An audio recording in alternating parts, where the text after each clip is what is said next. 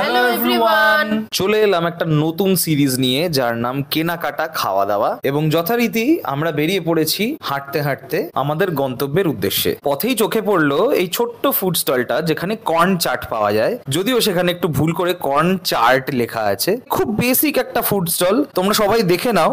যতটা সম্ভব একটা স্ট্রিট স্টাইল ফুড স্টলের মধ্যে হাইজিন মেনটেন করে এই কর্ন চাটটা বানিয়ে যাচ্ছেন।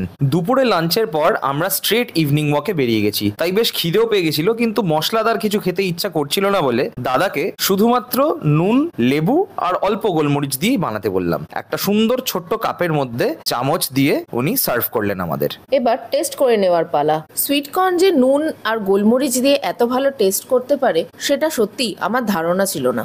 এরপর আমিও একটু চেখে দেখলাম, সত্যি এই গরমের মধ্যে এর থেকে হেলদি অপশন মনে আর কিছু ছিল না। কোনো রকম ভাজাভুজি নেই, কোনো রকম মশলা ছাড়া, কিন্তু কি সুন্দর খেতে। দাদা তুমি কটা থেকে কটা বসো? গরমে 5টা বেজে যাচ্ছে আর 10টা বেজে যাচ্ছে। আচ্ছা বিকালের দিকে 5টা থেকে 10টা। ঠান্ডা পড়লে 4 দিয়ে মানে এমনি বিকালেই বসো তুমি? হ্যাঁ আচ্ছা আচ্ছা, এখানেই একদম এখানেই বসো। হ্যাঁ এখানে হয়ে গেল 13-14 পয়সা। চলো এইবার তোমাদের লোকেশনটা দেখিয়ে দিই। এই হলো সেই ইন্টারনেট সেন্সেশন ভাইরাল দীপিকার কিচেনের যাদবপুর আউটলেট। তার ঠিক কোনাকুনি উল্টো দিকেই বসেন এই দাদা, যিনি কর্ন চাট বিক্রি করেন। বেশ সুন্দর একটা খাওয়া দাওয়ার পর আমরা আবার রওনা হলাম আমাদের গন্তব্যের দিকে, যেটা আসছে পার্ট 2 তে। So stay tune for the part 2। চলো বাই।